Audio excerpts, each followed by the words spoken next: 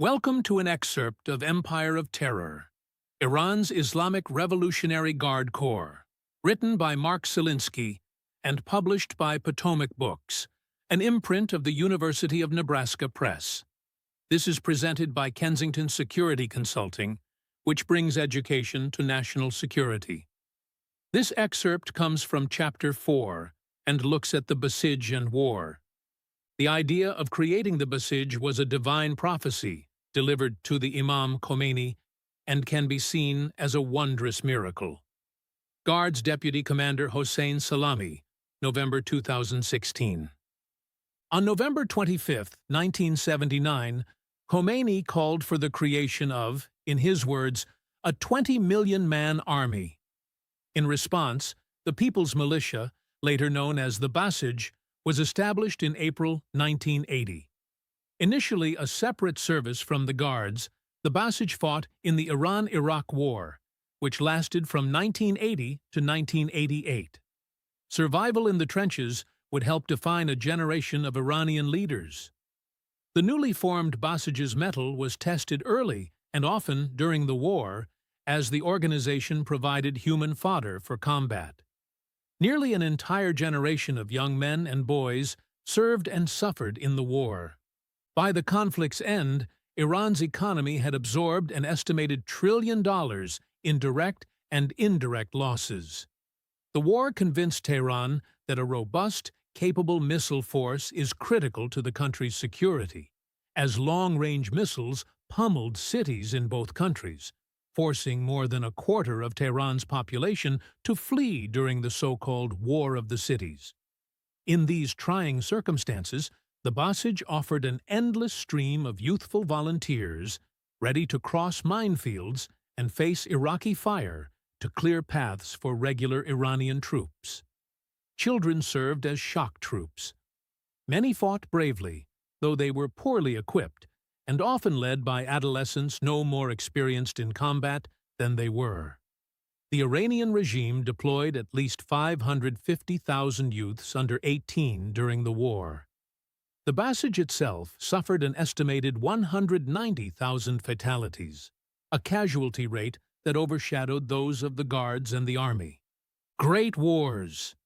The Iran-Iraq War bore some similarities to World War I, which gave rise to the Soviet Union and Nazi Germany. Like the battles of the Great War, clashes in the Iran-Iraq War occurred episodically. Lines of combat were often static, with long periods of boredom punctuated by flurries of slaughter. Most dreaded were the frontal assaults, which involved crossing minefields and dodging artillery fire to plow into the teeth of entrenched defensive positions. Iranian boys, with small metal or plastic keys dangling from their necks, and promises of immediate entry to heaven if they died, formed human waves that shielded more experienced soldiers in the onslaught. Many of the older boys saw the plastic keys as symbols of their impending sacrifice. Some of the younger ones thought they were literally their personal keys to unlock the doors of heaven. Many of these boys, aged 12 to 17, also wore red headbands with the words Sar Allah, or Warriors of God. 9 Western observers decried the use of such young children as a war crime. As in World War I, the combatants in the Iran-Iraq conflict used poison gas extensively.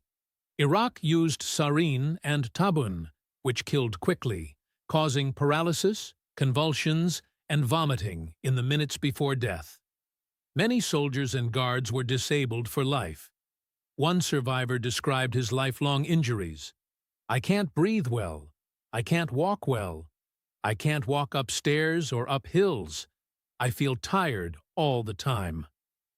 Also, much like the slaughter pens of World War I, the front lines of the Iran-Iraq War produced a culture of martyrdom. Song, prose, and verse appealed to God and patriotism. In his letters about the Great War, the British commander General Douglas Haig quoted the Muslim Emperor Babur, who, before sending his troops into battle in 1527, said, "If we fall in the field, we die the death of martyrs. If we survive, We rise victorious, the avengers of the cause of God. This was the milieu and mindset of the early Guards and Basij, and successive Iranian leaders kept these images alive to teach and inspire the youth. Today, Iranian students travel on excursions to the battlefields where their fathers fought and sometimes fell. The trips are called Travelers to the Light. The poppies of Flanders fields became symbols of the slaughter of the Great War. Similarly, the red tulip came to represent Iranian martyrdom generations later. A mother said, "Tulips are the color of blood." Today, the names of the dead adorn libraries, streets, bridges, and town halls. Murals depicting bloody battles ornament urban landscapes. To memorialize the fallen, mullahs built a martyrs' cemetery 20 miles south of Tehran, with a fountain spurting red-tinted water to symbolize the bloodshed for the defense of Iran. Today, the fountain's red water still flows, and mothers dip their hands into it as they weep over memories of their sons, many of whom were guards and Basij, who were cut down in combat. Though the war is long over, life in Iran is filled with death. Iran has some of the world's highest levels of executions, suicide, traffic fatalities, and cancer growth rates. Sketching the wars. Art in Hell. Both World War I and the Iran-Iraq War produced anti-war art, some of it stark, some subtle. This art derided militarism, challenged authoritarianism, and mocked nationalism. After 4 years in the trenches, the German Otto Dix produced a series of etchings called Hell in 1919. His art depicted a wasteland of barbed wire, skulls, and clumps of flesh. The artist George Gross, a contemporary of Dix, was also traumatized by the war and became a communist. He left for America in 1933, where he lashed out at Hitler and his regime. The Soviet Union had no place for pacifism, anti-militarism, or nonconformity. In 1923, the painter and book illustrator Marc Chagall left the Soviet Union for the artistic freedom of Paris.